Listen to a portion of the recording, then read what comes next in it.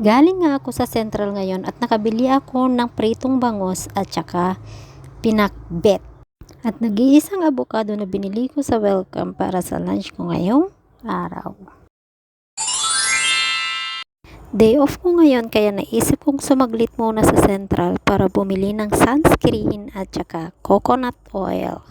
Nagagamitin ko ngayong taglamig kasi malapit na guys, nararamdaman ko na kasi nag-uumpisa nang nangangat itong balat ko. Kaya kailangan ko nang bumili para anytime may magamit ako.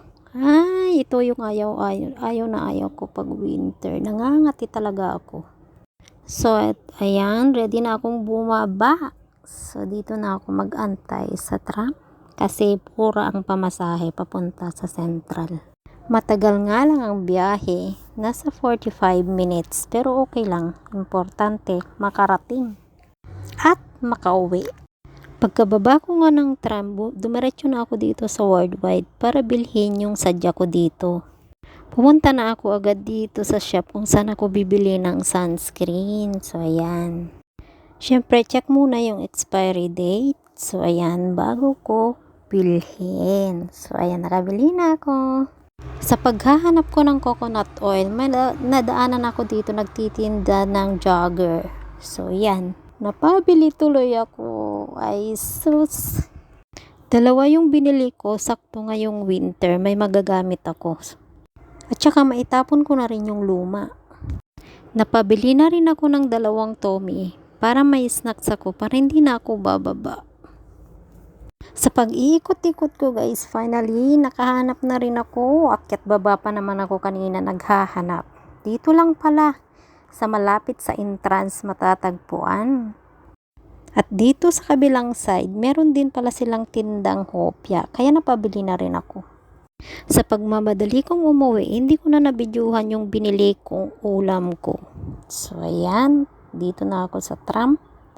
Umuwi na ako agad para dito na ako mag-lunch sa amin. Pagkababa ko ng tram, dumaan muna ako dito sa Welcome para bumili ng tubig at saka avocado. Bumili na rin ako dito ng rice. Ayan, at saka dumiretso na ako dito sa kinakainan ko. Ayan, buti na lang bakante.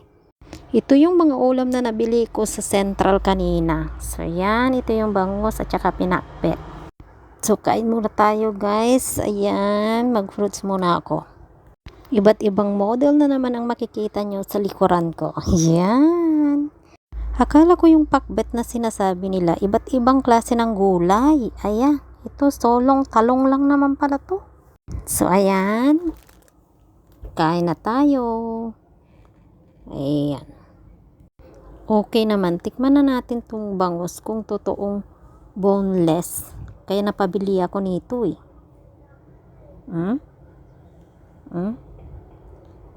Sabi nila boneless. Meron namang mga tinik-tinik. Tingnan nyo guys, oh. May mga tinik-tinik. O yan. Sabi nila kanina kaya napabili ako boneless.